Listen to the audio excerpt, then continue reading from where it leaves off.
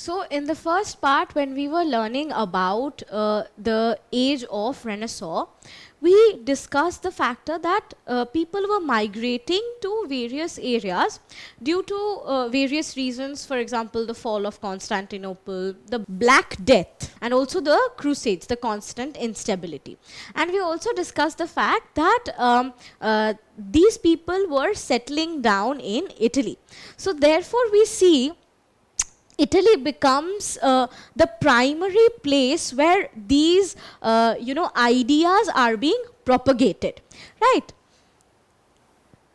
Now, essentially, when we look at this map, we see that, various trade routes are being connected. We have the Byzantine Empire here, and we have the Seljuk Turks or the Islamic Empire in this area.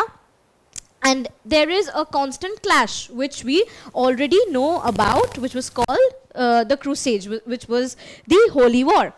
So after the fall of Roman Empire around 4th century, we know that the western part of the Roman Empire, they could not gain an access to the Asian lands for trade, whereas the eastern part, which included the Byzantine Empire, had an easy access, but slowly that also closed down. But after the Crusades, we see that there is a re-establishment of the trade routes. The connections open up between the Romans and the Islamic Empire.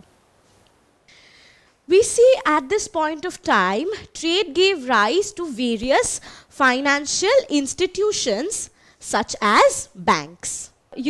Italy becomes a very important area that saw the growth of these Renaissance ideas. But why so? Because Italy was a place that was, being revitalized during the Crusades. There were, clashes in front of Italy because this was an area which was being visited by soldiers from both the sides, right? So essentially, that gave rise to.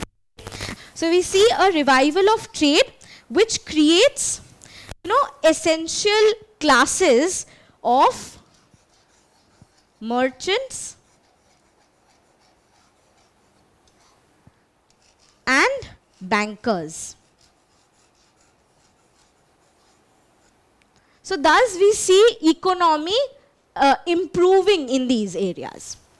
So thus we see that the Renaissance ideas are being established in Italy by various families, and they are promoting it, patronizing it. We can view that by the story of Italy in 1469, when a nobleman called Lorenzo de' Medici, who belonged from the wealthy family of Medicis, took over his family business of trading and banking. So essentially they were traders and they were merchants. Now, because of the growth of economy due to the open trade routes, their wealth also kept increasing at this point of time. And Italy at this point of time also saw the influx of various people, right? Because of various factors, people were migrating to Italy. Now, the primary factor was, of course, the Crusades, which opened up various routes, but also the reason that Italy was situated, it was a coastal area, right? And also the factor that it was a major Christian center, which was important to the Christian people. Thus, the Medici family, who were wealthy, they thought that money should be used in promoting beauty, truth, and wisdom, right? Because these were the people who were ideally patronizing the artists. These were the people who were housing the artists so that the Renaissance ideas could be promoted, could be supported by economy. For example, we see the picture of Michelangelo here. Do you know that Michelangelo and Lorenzo de' Medici, they were very close friends, and even Michelangelo stayed there for 5 years and they dined at the same table, right? So in this very animation, it was quite visible that how a wealthy family of the Medicis were able to, you know, patronize these forms of Renaissance ideas, and thus Italy became the first very region to experience the forces of Renaissance. Because of course these you know, people would require an economic support to establish themselves.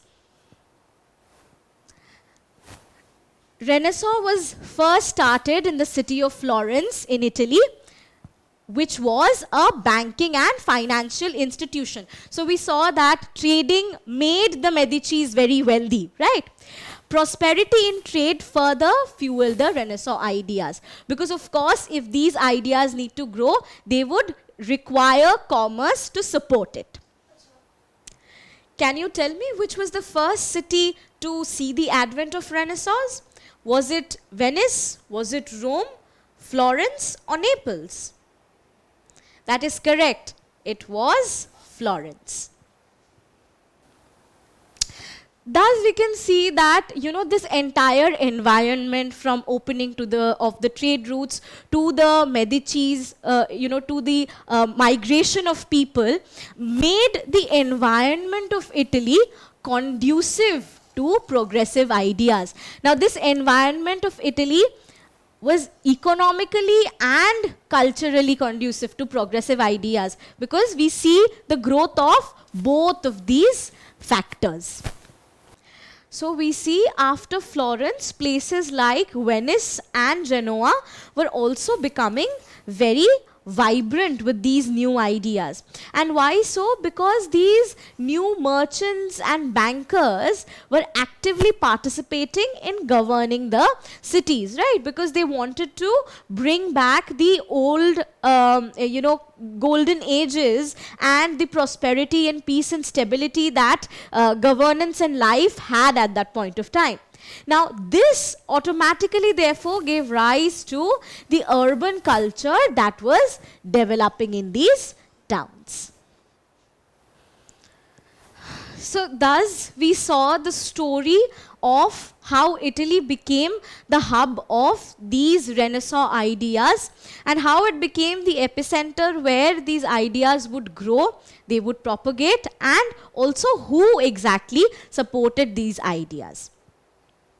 Don't forget to subscribe to our channel and hit the bell icon. You can also register for free at deltastep.com or download the DeltaStep app to get access to all our 5,000 plus amazing videos as per your school syllabus. Master each topic with our adaptive practice technology, get million plus questions with step-by-step solutions and unlimited mock tests. Get all your doubts resolved instantly, learn via games, and win amazing prizes like PlayStations and iPads.